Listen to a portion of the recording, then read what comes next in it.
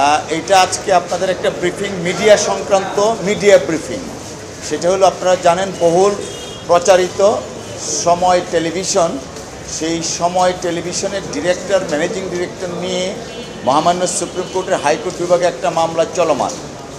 এই চলমান মামলার মধ্যে সময় মিডিয়া গ্রুপের চেয়ারম্যান, যিনি বর্তমানে কারাগারে আছেন, সাবেক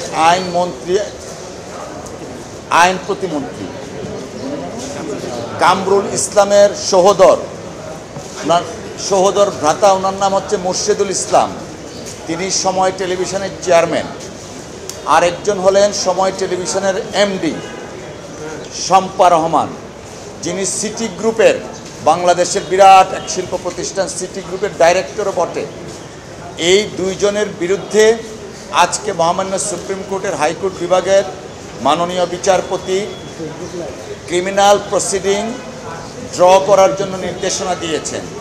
ওনারা জেনে শুনে উদ্দেশ্যমূলকভাবে মহামান্য হাইকোর্টে কিছু নথি এবং কাগজপত্র সাবমিট করেছিলেন, যেগুলো ফ্রড হিসাবে প্রমাণিত হয়েছে এবং তাদের এই ফ্রডুলেন্ট অ্যাক্টিভিটিসের কারণে মহামান্য সুপ্রিম কোর্ট আজকে অর্ডার দিয়েছেন এই দুইজনের বিরুদ্ধে ক্রিমিনাল অর্থাৎ ফ্রডুলেন্ট প্রসিডিংস ড্র করার জন্য।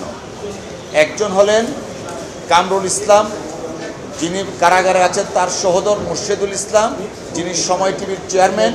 আরেকজন হলেন সিটি গ্রুপের ডাইরেক্টর, যিনি সময় টেলিভিশনের এমডি, বর্তমান এমডি।